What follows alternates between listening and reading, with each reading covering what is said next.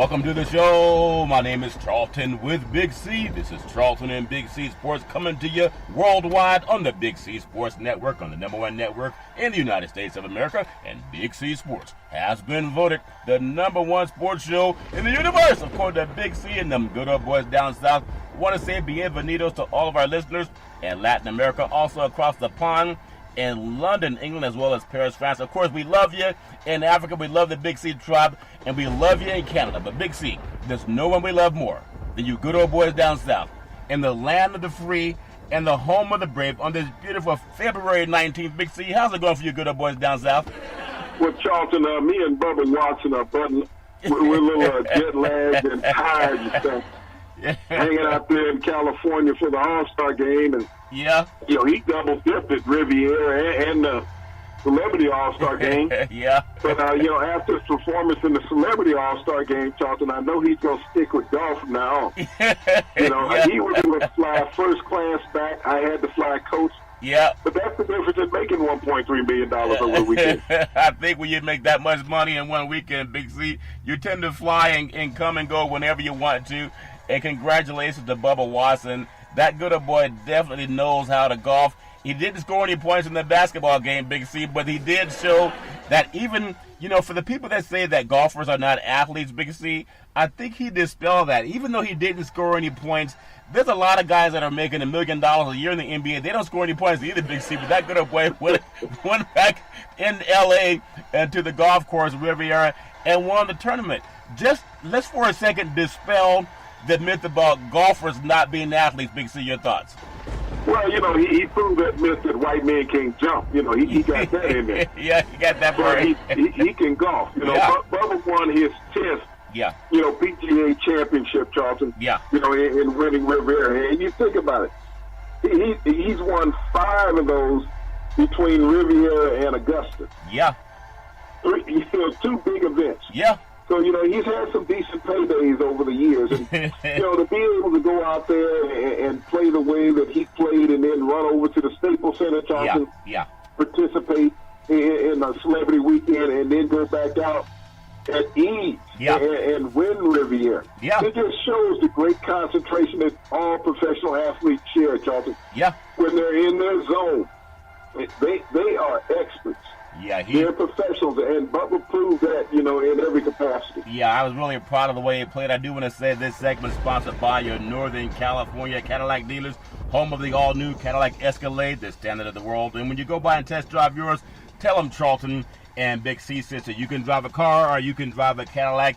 And Big C, I know that one of the things that I really liked about the tournament down there in Riviera, I did miss that Tiger Woods did not make the cut, but, it's a game where he's going to have to learn to stop hitting home runs and at least to get the ball on the fairway, kind of like a guy, as a baseball analogy. They just want to get on base and don't worry about hitting home runs. I do want to just pay a little bit of homage to Bubba Watson, and I look at what he did with the score. Overall, he shot 68, 70, 65, and 69 to finish 272. He won $1.2 million. That's a nice payday. But what I like about Watson more than I'll say anything else, we're in this day and age where everybody wants to see Tiger. And, of course, he's done a lot for the world of golf. People talk about Jordan Spieth. And Jordan Spieth, he shot like 277 for the whole tournament. And then it's also good to see Mickelson in the swing of things, shot a 276 overall. But the thing about Watson is Watson interacted with other athletes. We see Hollywood do it with athletes and entertainers. We even see some of the political people wanting to get involved in sports. I'm proud of him for taking that golf genre, which has been kind of a segregated event, and he played in a celebrity basketball tournament, and he was not uncomfortable at all. Maybe that's a clue for the Masters coming up. Big C, your thoughts? Well, he just has that good old boy mentality, Charlton, when he wants to go out there and compete. And that's what athletes do. They compete. You know that you're outgunned basically going into an NBA event. Yeah. And you're going to have some former players out there that you're competing against. But you think about it, that's a childhood fantasy. Oh, yeah. To be able to go out there and compete against NBA, the greatest basketball players in the world. Yeah. Even though they're retired, but you sit up and you reveled over these guys during their playing days, Charlton. Yeah. And to be able to walk out on the same court at the same time. You know, you being only 6'1", you got 6'9", 6'10" guys towering around you, Charlton. Yeah. But you know athletically you can't compete. Yeah. But mentally, you want to go out there and try. Yeah. Because that's what athletes do, is they try. I mean, there's been many athletes, Charlton, walk into a sporting arena knowing that they're going to lose. Yeah. You know, you think about the first 25 guys that Mike Tyson fought. Yeah. They all knew that they were about to take a butt with him. Yeah, they got paid. They went out there to compete. Yeah. You know, well, Big C, I might disagree. They went out there to get a paycheck, okay? Leon, was it who laid down in 90 seconds? Was it Michael Spinks? That's Michael Spinks. Michael wasn't trying to compete, Big C. He was going to get paid 90 seconds, Big C. Your thoughts? Well, you know, Mike said that was going to happen, but at least, you know, he trained for the event. Yeah. He walked into the room. He walked into the ring like a grown man. Standing. Yeah. He may have been carried out, but he walked in standing. That's the truth thing. Also, so again, congratulations to Watson. There was a thing back in the day where they would have athletes, you know, versus celebrities, and sometimes it's pros versus jocks, and they had that type of thing. But I really do think, we talk about the young people. I know he's not the youngest guy on the golf course, Big C, but I just love what he did on a social level, especially in a world where people think we got to be segregated at times. And I mean, I think that's an old way of thinking, but it's still there. Some of the residues there, but I think it's a bigger thing than we give it credit for, because we look at the world of golf. He comes from a world where he's made millions in a sport that hasn't been the friendliest toward people of color, and we know that's just a fact. But if I look at what his message was when you watch him, he's one of the few, Caucasians out there on the basketball court. Lots of Hollywood people, but also some people from the NBA. But I think that message is going to be a bigger message than people give it credit for. He could have said, like a lot of other golfers, no, now's not the time. I don't want to really get out there and compete. He didn't even look at that. He just went out and had some fun. And I think if we could take, like the Masters is coming up, we're going to talk about it more. If the Masters can have that same mentality, everything doesn't have to be all white or all black. I mean, I think he had a bigger social statement than a lot of people give it credit for. Big C, that make any sense to you? Oh, you must not have been watching the White House lately yourself, okay? No, not lately. Make that statement. we have you looking through things with rose-colored glasses or something. Well, the White House. You know, to think that the Masters would open this door to a minority competition one day, Charlton, even opened up just like the Pro-Am at Lake Tahoe or Pebble Beach. Yeah. They said that we're going to invite professional athletes in of all nationalities just to come in and have fun. Of course, that's not going to happen. It would boost the ratings. It would boost the ratings. Parts of racism in America. Yeah. That's not going to change. Yeah. You know, they've set up their echelon and their tight-knit group to keep it that way. Yeah. You know, you see the Masters on television, but you don't see behind the scenes. Yeah. The only time that you'll see a black broadcaster sitting in Toomer's cabin, okay? Yeah. And that was a slave cabin. Yeah. So don't think that the Masters is an open door breath for all of America to come into. Yeah. Well, I hope that at some point in time we can start to make that inroad, and I really appreciate Bubba Watson and what he did. Also, Finau finished second, earned $630,000. Na finished at $633,000. Also, we talked about the great Phil Mickelson. He just can't. Phil to me, I think he can be such a great golfer, and they call him Lefty. Went to Arizona State, very comfortable in Southern California. There were times when I thought that maybe he would sneak up and win the tournament, but Phil still has that thing where he can't quite get over the hump and become that elite golfer every single time, even though he's still doing his thing. And I just want to get your thoughts on Phil. Will he ever be that dominant golfer again, or will he always be the guy that competes for second and third place, like the guy that just wants to get the ribbon? Big C, that make any sense to you?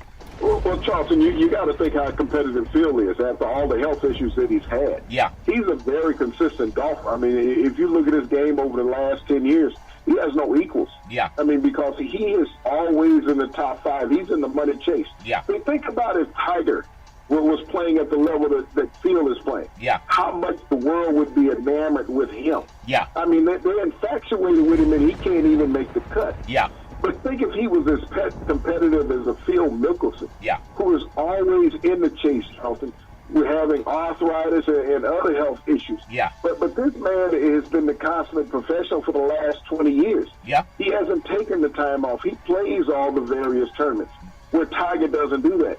Yeah. So Tiger needs to find a way to adjust to that field mentality. Leave the driver in the clubhouse, come out there with the 3-wood, maybe even a 2-iron, or a 2-wood, and play the golf course. Yeah. Act like a professional instead of a prima donna. Yeah, and I think the thing with Tiger always trying to hit the home run, as a baseball analogy, sometimes you just got to get on base, and I think that would, would serve him well. But again, Phil, loves seeing him play, and I miss the days of Phil and Tiger and all the back and forth with that. I thought that was something that was great for the world of golf, but I know as part of the new generation is going to have to come up. Speaking of that new generation, I want to get your thoughts on Spieth. Shot 277 overall, made $180,000 over the weekend. It was just about 2 years ago. He was America's darling golfer, and they were trying to say that Spieth is going to be the next Tiger or the next Phil Mickelson, and just hasn't quite lived up to it, Big C. Did the pressure of trying to be on top hurt Spieth? Or is it just the fact that people are so competitive, it's hard to win one tournament, let alone multiple tournaments, Big C? Your thoughts? Well, Charlton, where's Justin Spieth? Where's Rory McIlroy? Where's Ricky Fowler? Where's Dustin Johnson? Where's these elitists that everybody had set aside 4 or 5 guys, Charlton, to say, hey, this is the next wave of great golfers in America. Sergio Garcia. He's not around. I mean, Justin Day is up and down. So to be consistent in that world, Charlton, these guys have become like the new Tigers. They're not there. You never know who's going to show up or who's going to make the cut that week. That's the consistency of a professional. You look at how Phil has finished in these last 2 tournaments. He's been in the top 5 in the last 2 events. Pebble Beach and Riviera. That's what you want out of a golfer, is that you can look up, know that he's going to be in the money, Charlton. And that's what you count on as far as a consummate professional. The young guys nowadays don't handle it like the older professionals do. They're so social media driven and worried about their adoring public and staying in contact with them. They're like Tiger. They don't shoot enough rounds of golf. Kind of specialty golf, it seems. And at Finau, really appreciate his game coming on strong and playing well. But then Dustin Johnson, the world's #1 golfer, shot 280 overall and $111,000, chump change for guys like that. But Johnson, he just had a great showing up here at Pebble Beach, and then going down to the Riviera Country Club. Again, it shows that you could be considered the #1 golfer in the universe, Big C, and still can't come on the top 10 just about a week later in Southern California. That shows you the parity of golf. But golf still needs those 1 or 2 guys that can be like the LeBron James, that can be like the Steph Curry, or like Michael Jordan back in the day, and Larry Bird and Magic Johnson. They kind of carried that league. I still think golf needs that key name, but it seems to be so many guys that can work in and out of the top 10. You can win the tournament one week and come out of the top 10 the next week. That's not the consistency, or is that a bad thing that we have so many people competing for the championship? Big C, your thoughts? Well, Charlton, you're not going to have in a game like golf a dominance like you have with a LeBron James. I mean, golf is more like baseball, where you have so many different in-and-out players that you try to gravitate towards 1 or 2, but they keep falling off, Charlton, and somebody's always popping up. It's like when I go out and play golf, Charlton. I never who's going to get out of that cart. It's like, I'm questioning the guy half the time when I'm playing by myself. I'm questioning other guys. And so, that's what you look at with golf. Is that because you got a different course every week. You got a different climate. Different atmosphere. There's nothing the same. It's not like walking out on a basketball court. It's the same hardwood every week, okay? The same hardwood every week. Football field. It's the same type of football field every week. In golf, everything changes. Yeah, that's the case also. You know, my golf game is almost like you hear the word Thor so many times. I thought they were saying Thor, like the Avenger, but when I swing, I hear the word Thor a lot, Big C. Anyway, you know, we could all get better, kind of like Charles Barkley swing, Big C. Last golfer I'll touch on, because we talk about who can be that next Tiger Woods, who's going to be that next, Nicklaus and Trevino and the guys that made golf. You know, Jack, who's going to be that next Jack? It's good to have them always right around the top 2 or 3 golfers, but when they fall out of the top 10, sometimes they lose that esteem. I look at McIlroy, again, someone that about the last 5 years, they wanted McIlroy to be the guy that pushed Tiger, and they wanted McIlroy to be the guy that pushed Phil. Now, he's won some tournaments. He shot .281 over the tournament, made $78,000. Think about it, Big C. You can finish outside of the top 20 and still make $78,000 for doing something people pay to do. Big C, that make any sense? Is that fair? Yeah, that's the Tigerism in golf. Yeah. When you look at where he drove the purses to over the decades that he was playing, Charlton, he made golf a phenomenal sport, you know, from sponsorship to viewership. Yeah. And everybody made money because of Tiger. You know, this is Tiger Renaissance. Yeah. Is that people are enjoying great wealth. Yeah. Because of something that he brought into that genre of sport that had never been seen before. Yeah, well, let's just touch on him before we close, because you just brought up something in my mind. When I look at Tiger and all the push going to it, and I haven't seen the TV ratings when he did not make the cut. I know it was very high on that Friday. And with the All-Star game in L.A. and so many things, Black Panther opening up to record numbers, and then not having Tiger.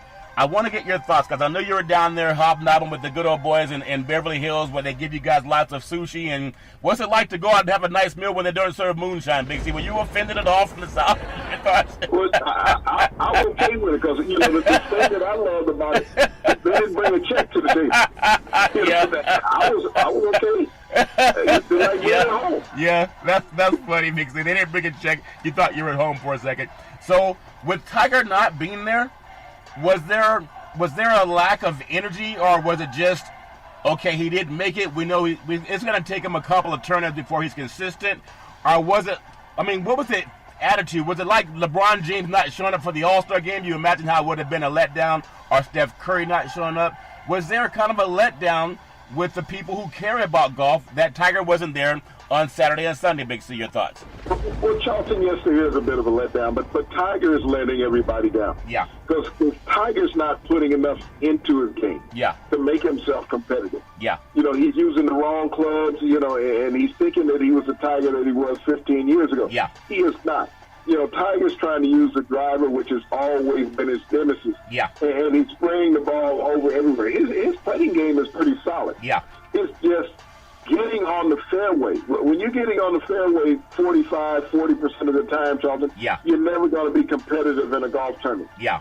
Because they're too lengthy and professional fairways are too narrow. Yeah. And so you're losing a stroke constantly. And when you go out and shoot a 76 in the second round, Charlton, that's just disappointing. It's disappointing to his ego, as well as disappointing to the sponsors, the broadcasters, and the gallery. Yeah. But Tiger can't be taking these tournaments off. Yeah. He needs to play every week. Yeah. If Tiger wants to become Tiger-ish, he needs to play in at least 8 tournaments before they get to the Masters. Yeah. If he wants to be competitive, but if he doesn't, he won't even make the cut in the Masters, Charles. Yeah, and that would be embarrassing for the world of golf. I know they want that to happen so much, Big C. So as we look around Southern California, so much happening in the world of sports. But I got to also I want to pay a little bit of attention to how I was feeling like a little kid a little while over the weekend.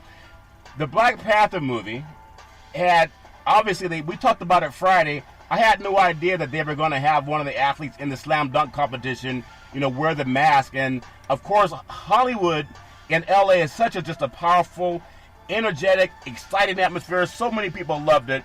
But this movie, the highest grossing movie in the history of box office in the month of February, Black History Month, over $218 million.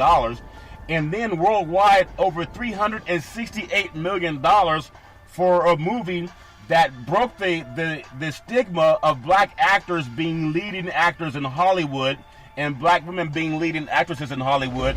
I think numbers talk, And if the numbers talk on a universal scale, it's just the full embracement of the black athlete and also the black actor worldwide. I don't think it can go without saying, Big C, your thoughts. Well, Charlton, this is a new genre in acting. A black superhero. Yeah. A guy who is saving society, an African-American saving society. This is something that has never been crossed before, this barrier. It's always been left in the hand of white actors and white superheroes, to go out and save society and save mankind. Yeah. This gives insight and hope to a lot of young people, Charlton. Yeah. To say, I can aspire to be this. I know when I was a young man, the greatest thing you could aspire to be really was a fireman or maybe a police officer. Yeah. Athletes were out of the realm half the time.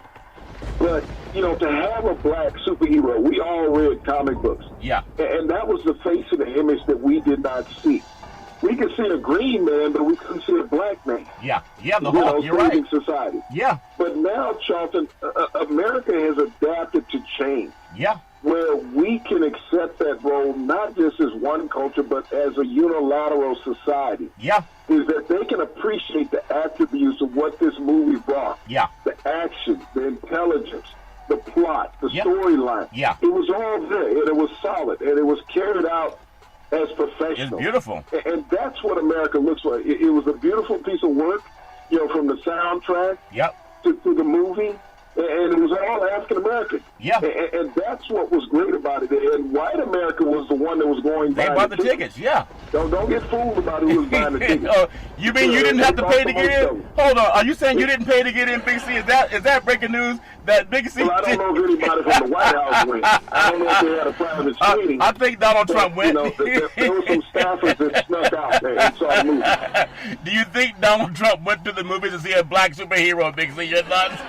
Oh, no, Charlton, that would hurt him. He would have had heartburn all weekend. That's funny. I do want to say that sports is a billion-dollar industry, and boys and girls sports is the foundation to this billion-dollar industry. For every athletic and sporting event, you need athletic and event insurance. We work with Ben and Mark that have been around half a century. They work with Big C Sports. Whether you're a pro athlete, a collegiate athlete, your high school players, even your mom and pop soccer league, when you reach out to them, let them know that Big C sent you. 800-772-8624. That's 800-772-8624. So again, congratulations to the Black Panther. Loved it so much. What a great movie. We'll get into some of the issues also that surrounded the All-Star game. And I know we touched about it Friday. And then I've been hearing a lot more people following up on that same story with Laura Ingraham and LeBron James and some things that were said about Trump. And on the side of LeBron James, all Laura Ingraham has to do is Google some of the things that Trump has been involved in. The Central Park Five, wanting to send 5 black men to the death chamber for being innocent. Never apologized for that. Took out a 4-page ad in the New York Times. Also had the largest housing discrimination lawsuit against him in New York City, in New York State, where they would not want to rent houses and apartments to black Americans. Laura Ingraham can also Google that. I think that's important no matter what site you believe on. Sometimes if you Google it, you'll find that, Big C. So whether LeBron James said something that was not pleasing to people, he never said that Mexicans are rapists and murderers. LeBron James didn't say that. He didn't say let's grab women by the vagina, and if they call you out on it, we're going to threaten to sue them and pay them $130,000. And also, Laura Ingraham, I think she worked with Bill O'Reilly and Fox News, which settled, $30-something million in sexual harassment lawsuits. She never called out Bill O'Reilly when she was there. I mean, does that make any sense to you, Big C? Your thoughts? Well, she never called out Bill O'Reilly. She never called out Roger Ailes. Bill O'Reilly, in his time at Fox, they had $175 million that they paid out for sexual misconduct allegations against him and fellow employees. Roger Ailes was forced to resign eventually over sexual misconduct allegations. He was the president of Fox News. Matter of fact, hired her. So who knows what involvement she had in a casting couch with him. You never know. But, I think she needs to Google the word intelligence. Yeah. Or devoid of intelligence. I mean, that's where Laura Ingraham is, Charlton. Yeah. When I think about this.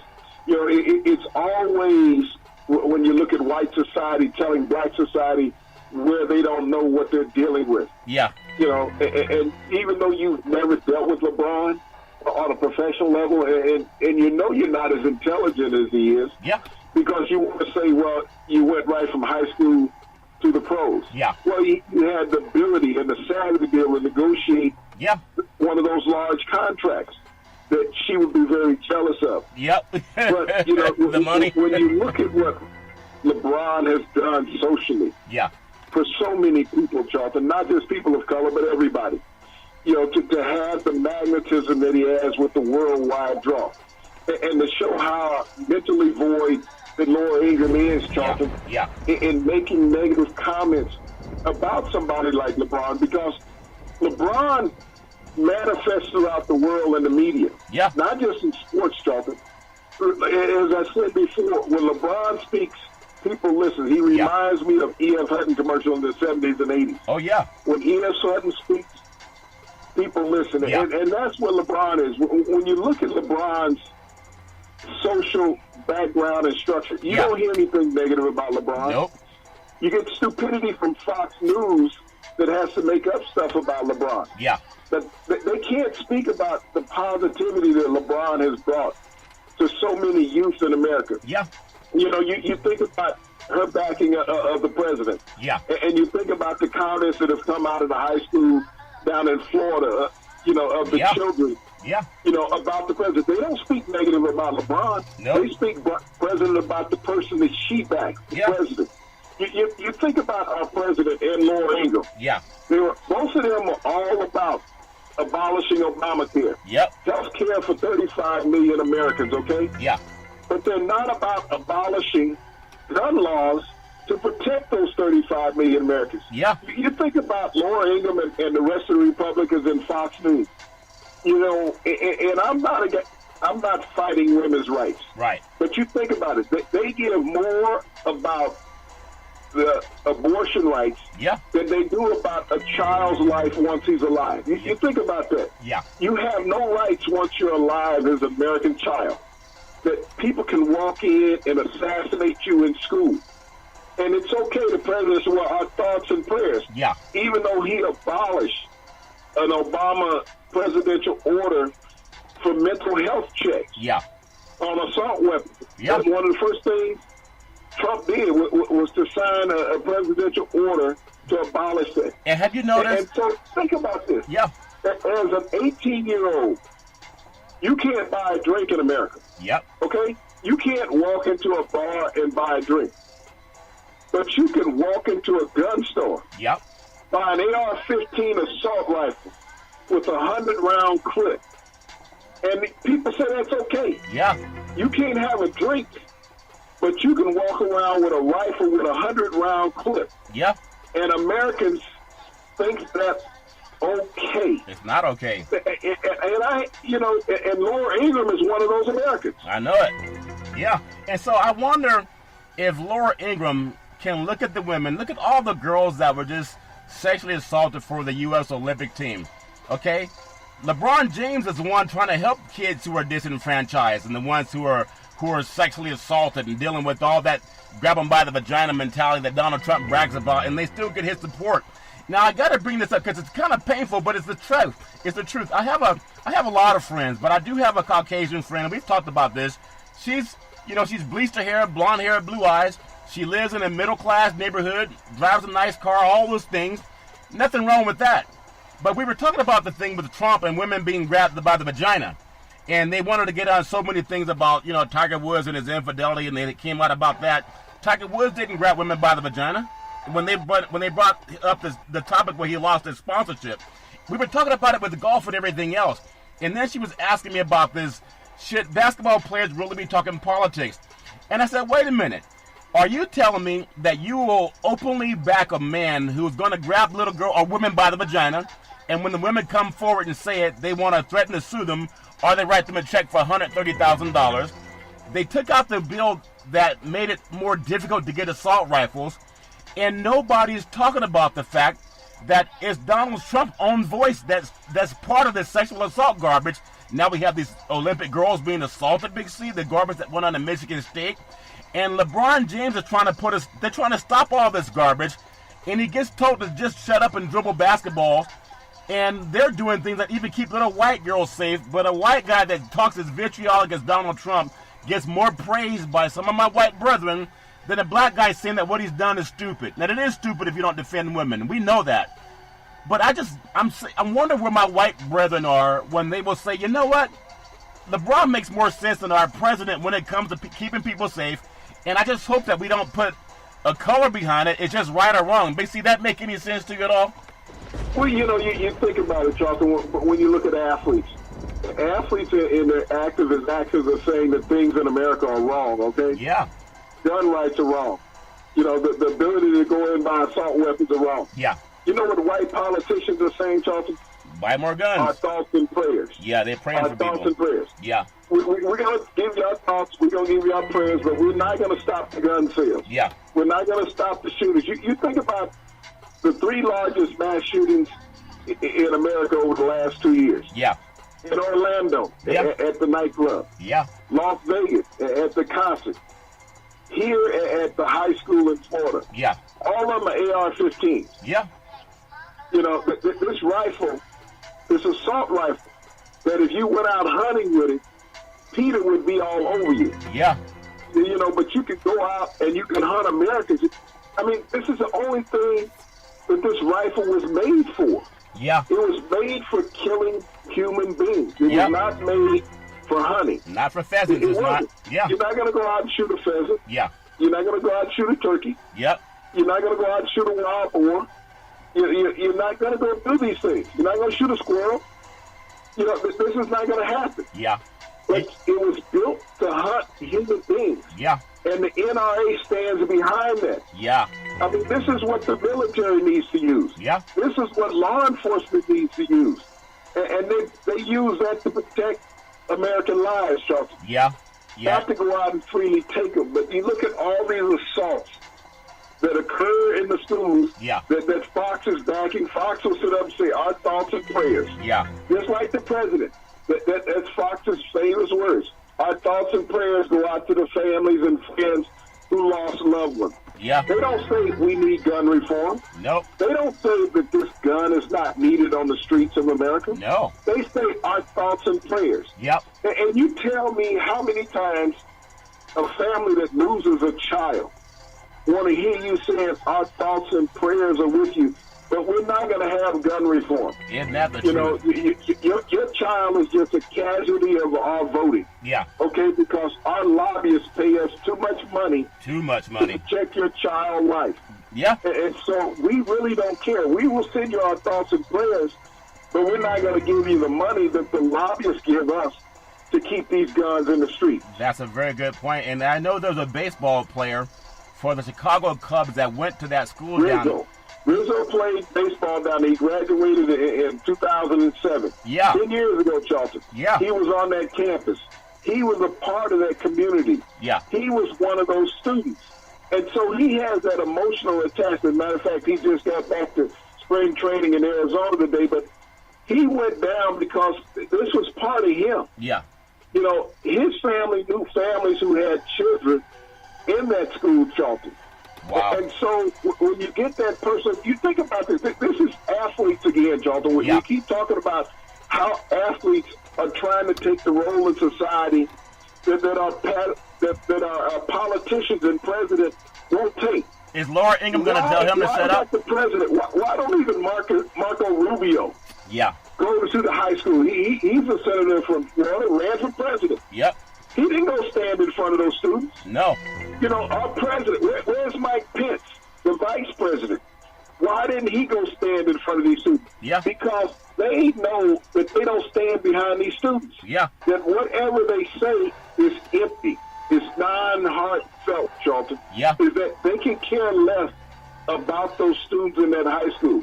And here it is, the president's talking about, well, he's going to have a forum with high school students.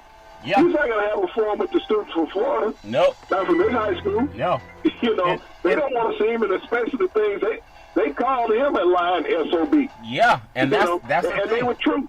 So let me. They said it from the heart. From the heart. They weren't trying to get votes. No, I agree. They were telling the truth about him, that he was a lying SOB. Yeah. And he didn't care about them. And that point needs to be made. Even Laura Ingraham, she can Google the fact that has been the black athletes always caused change in the black people and women in society. And these were white kids, Charlton, that said that about, not black. Yeah, I understand. These were white students that called him a lying SOB. I agree. And that's why Laura Ingraham, I mean, no one has to be perfect. You can say stupid things and atone for it. And I hope that she atones for the fact that it's been the black athlete that's been calling for social and criminal justice reform and fairness for everybody and to keep our society safe, okay? But when they do, they get shouted down. That's why I'm asking my white brethren, if you believe in protecting kids, even your own, at least join the conversation and talking about how we can get these guns off the street and the criminal justice reform that affects everybody, because these things that are happening, they're happening in predominantly the white neighborhoods that get the attention to the news, but it happens all over. And I just want people to understand that black men and women have already been there. Just like in civil rights, it's always taken us to start it, but our white brethren who were decent enough join in. They don't have to keep it segregated. And I just hope that people can start saying, I mean, maybe Fox News is going to give $41 million to help send kids to college like LeBron James did. Maybe Laura Ingram's going to write that check and her employer's going to write that check. They'll pay $31 million for sexual assault to go away, but they won't pay $41 million to help send kids to college. And you can Google that too, Big C. That's important. So I just praise the black athlete. Keep being intelligent. Keep speaking your mind, because we do it for the next generation. Big C, something else that went on down south, kind of a marquee event in the Daytona 500. And I know Austin Dillon won the Daytona 500, but Darren Wallace Jr., he was crying. He came in second place by the skin of somebody's nose, right? But he had such an emotional reaction at the end of the race that he cried. To see grown men cry because of something deep and important to him, put his heart and soul into it.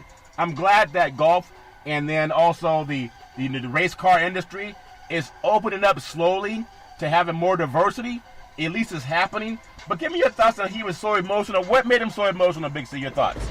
Well, you talk about it. I mean, Laura Ingraham and Donald Trump were not happy with the outcome of the Daytona 500. Put it that way. Yeah. To have an African-American man finish second. Yeah. But he understood the history of what he had just done, Charlton. Yeah. And the emotional impact of so many of those who never got the opportunity to do what he did on Sunday. You think about the great African-American drivers that we will never know their names, Dalton. Yeah. They were always ostracized from NASCAR. That even if they got on the track, that they ran into the wall, they were forced into a wreck. Yeah. That they didn't get that opportunity to be that close to the finish. But here's a young African-American man in his first grand race, Dalton, coming in second. Yeah. Making history, being competitive, beyond competitive. Yeah. You think about all the great names that started that race, Dalton. And here it is, he finished second. Yeah. It was an emotional outburst that, can't be felt unless you're him. Yeah. I mean, there's so many people that understood what he had been through. Yeah. You got to think about Southern blacks, Charlton. Yeah. That sit back, and it was like when Obama became president. Yeah. Something you thought that you would not see in your lifetime. Yeah. All of a sudden, you seeing a black man being competitive in NASCAR and almost winning a race. Yeah. At this stage, Dalton, where they've been ostracized from that event for so long. Yeah. And not only that, to be driving a car owned by, as they say, the king of NASCAR. The king, yeah. Richard Petty. Yep. Number 43, Charlton. Yeah. 43 is so synonymous in the South that Brad Daugherty, when he played in North Carolina, wore number 43. And even in the NBA, yeah, he wore number 43 with the Cleveland Cavaliers because he was such a Richard Petty fan. Yeah. And he was African-American. And he's also a co-owner in NASCAR. Yeah. But you think about how proud that Brad Daugherty is, being a co-owner in NASCAR team. Yeah. And watching a young African-American who looked like him. Yeah. Be that competitive and finish number 2 in the race, Charlton. Yeah. And like I said, all the Southern blacks over the decades who could not even get into a racetrack. Yeah. To watch a race, Charlton. That burden has been lifted off of their shoulders, that they showing the world that they're just as good as anybody. Yeah, and I think about some of the notables, Dana Danica Patrick did not finish. Kurt Busch did not finish. Kyle Busch did not finish. Kyle Larson from Northern California, Elk Grove, finished 19th. But I look at Austin Dillon, congratulations for winning. Average speed of 150 miles per hour, Big C. That's picking it up and laying it down. Again, Darrell Wallace Jr., and then Denny Hamilton, number 3. Number 4, Joey Logano. Number 5, Chris Buescher. And then it's just such a great event. And I know maybe most of the West Coast doesn't understand how important those events are to you good old boys down south. But to have an African-American, there's just a lot to overcome that sometimes people like Laura Ingram wouldn't understand. But congratulations to the winner in Austin Dillon. Just one little side note before we finish on the NBA. Some disturbing news, and we've seen it so many times. Maybe it's not, maybe it's much ado about nothing. Athletes and fans have had interactions, good and bad, over the years. I know what Jackie Robinson went through, and he was told to just turn the other cheek. But then this incident at the United Center, Chicago, the Blackhawks, and the Washington Capitals. Just give me your thoughts on how, obviously you can't blame the whole city of Chicago. You can't blame all the NHL. But definitely those fans that make it difficult, they don't have a right to come and racially insult other people, especially in this climate. Big C, your thoughts? Devontae Smith-Pollard, Charlton, of the Washington Capitals, you're trying to play a game as a professional athlete. And see, this is the same mentality that you get from Fox News. Yeah. Is that you got 4 fans sitting up there throwing nothing but vile racial epithets towards a hockey player. Yeah. And he did nothing wrong. He was sitting in the penalty box. The Blackhawks did the right thing by kicking those fans out of the arena and not letting them come back for the rest of the season. Yeah. But you can't file criminal offenses against them. You can limit what they can do socially. That's all you can do. But it shows the ignorance that we possess in our society, Charlton. Yeah. Is that people think that that's okay to racially bash a grown man while he's at work. Yeah. Now, you think about if you were in office. Think about it, Fox News. If somebody walked in and used racial epithets against one of their on-air personalities. Yeah. They would find that horrible and repulsive. Yeah. And most likely these fans were listeners of Fox News. And because of their actions. Yeah. They're mentally devoid, Charlton, of being sociable. Yeah. As we hear on that network all the time. But, to go out and to verbally abuse a man at work, Charlton. Yeah. It's what we talk about, black athletes seeking social justice reform. Yeah. Here's a black athlete, not bothering anybody. But think about if these were black fans heckling a white player, Charlton. Yeah. How would the society look at that? It'd be front page on Fox News today. Yeah. It'd be their opening monologue. But they won't touch on this subject at all, Charlton, and I'm glad that Fox Sports covered it. Yeah. Because they're not Fox News. Yeah. It's just like with LeBron. Fox Sports covered that and spoke about how they were bothered by Laura Ingram making these statements against LeBron because she doesn't know LeBron. No. She doesn't know what LeBron does for people. Oh, she knows. Not just African-American kids, but for people, Charlton. Yeah. LeBron employs a lot of people, make a lot of people live a comfortable lifestyle. Yeah. Makes a lot of people have a good education, Charlton. Yeah.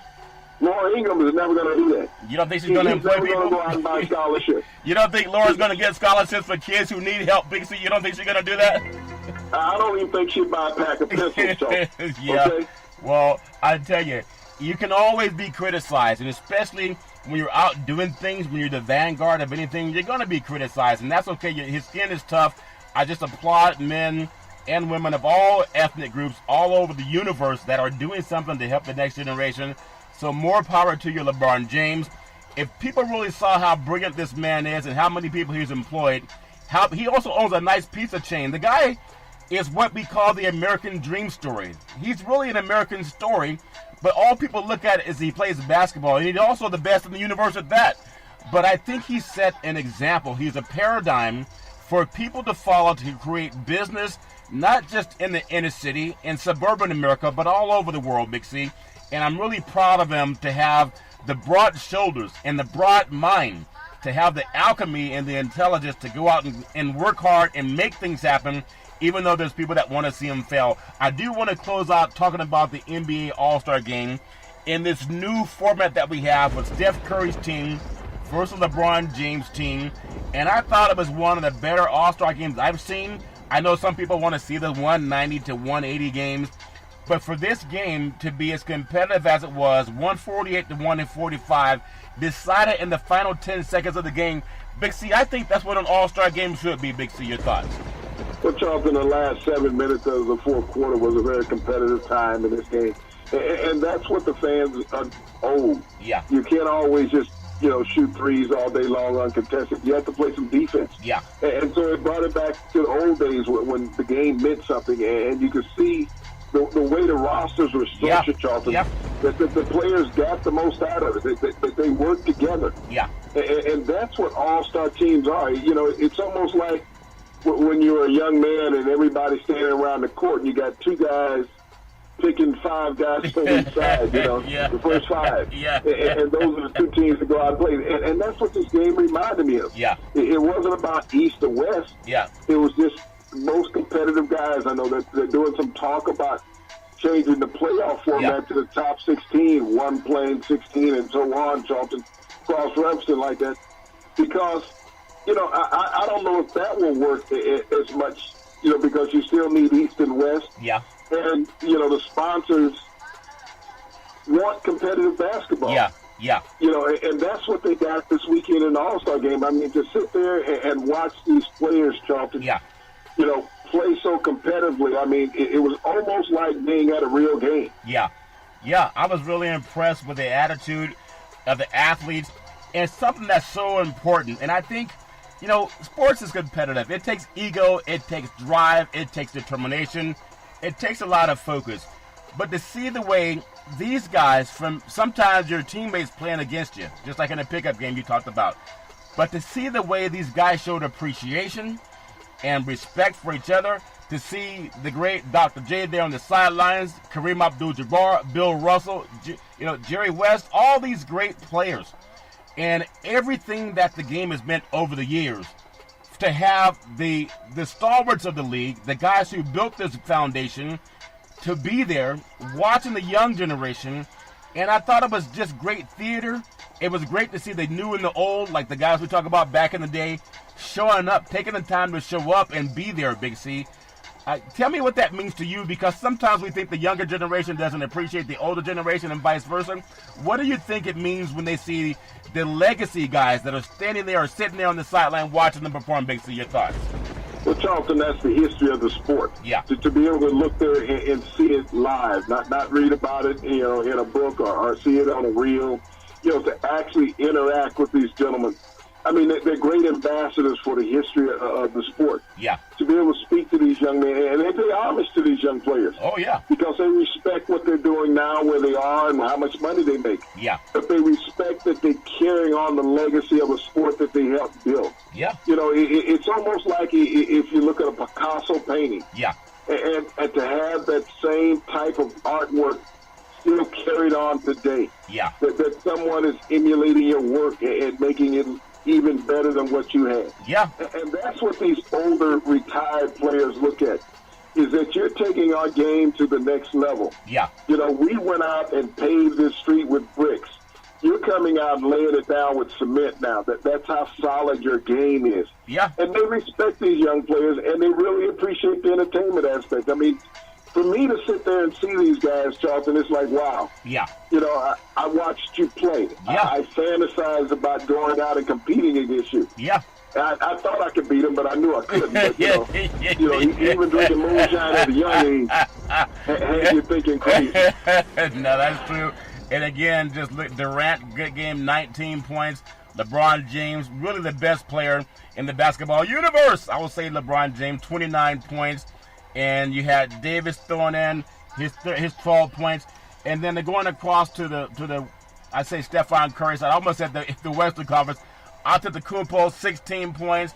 And DeRozan from Canada, doing this thing from Canada, coming back home. 21 points for him. And I just want to say Embiid, 19 points for a big guy.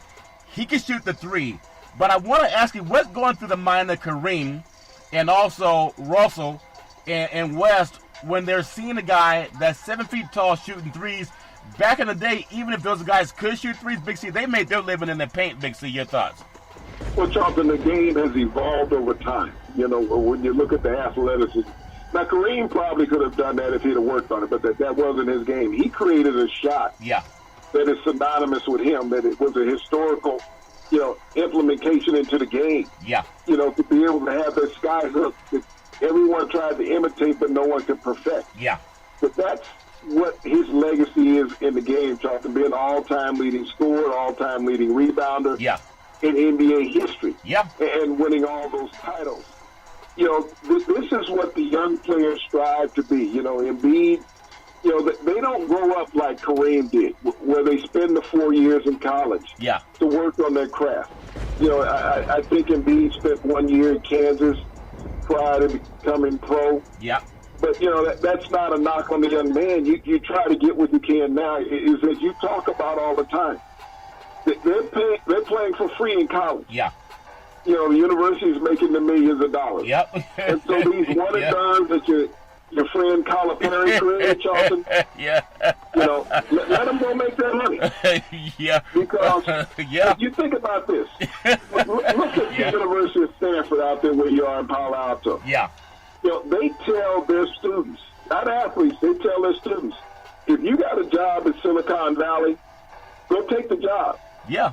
You can come back and get the paper later. You get the paper later. And so people only look at athletes from that negative play. Yeah. But in our electronic world, Charlton, the way it's advancing, you know, in Silicon Valley and other high-tech areas across the country, if you have an opportunity as a freshman, sophomore, junior, to leave that college and go take that job that's going to pay you 6 figures or more, they tell them to go take it. Yeah. That's but they don't say anything negative about him. Yeah. So why does society say something negative about your friend Calipari and his cohorts, letting kids go after one and done? I just got this thought with LeBron James. I think they won, $300,000+ for a charity in Southern California. And I wonder if Laura Ingraham wants to match the money that LeBron's team won to help these kids in Southern California. If Laura Ingraham or even Fox News will match the money, because if you put your money where your mouth is, people respect you more. I wonder if they'll write the same amount of a check, the same size of a check, to help a cause in Southern California the way the great LeBron James did. But I doubt that. Big C, what's the chance of that happening? Is that something that might happen anytime soon, Big C? Your thoughts? Well, Charlton, I'm wondering if Fox News and Laura Ingraham are even knowledgeable of what goes on at the University of Stanford. Yeah. Is telling students to leave early and come back and get your paper later. You know, she wants to talk about LeBron because LeBron is notable. He has that notoriety and that prestige of being a dominant black athlete and a dominant black person. So she pointed him out. It made it easier for her. You know, because she's devoid of knowledge of what goes on in society. Someone writes a script and put a teleprompter in front of her. That's the reason why she's able to broadcast tonight. And she's not broadcasting the news. She's broadcasting tabloidism. That tabloid. It's Trump would say she is fake news. And Big C, a last thing before we close. I feel for Fergie because she did the best she could do, the national anthem. And them good old boys from Canada did a good job. Oh, Canada. I thought they did a great job doing their rendition. I feel for Fergie because so many people are coming at her, and she even came out and apologized. I thought she did the best she could do. She was trying to be a little bit different. We've seen different people over the years do it. Your thoughts, Big C, or is it much to do about nothing, Big C? Your thoughts?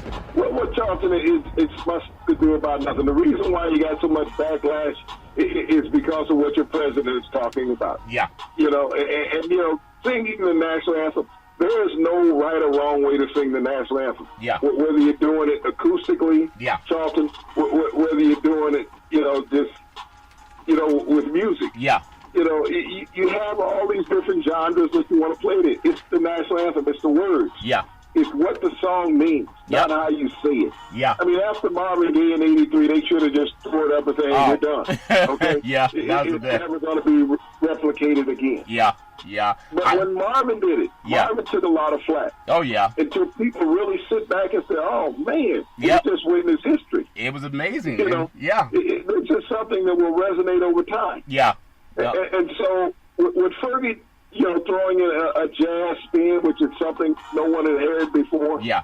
It was different. Yeah. And, it's always a setting. When you think about Los Angeles is eclectic.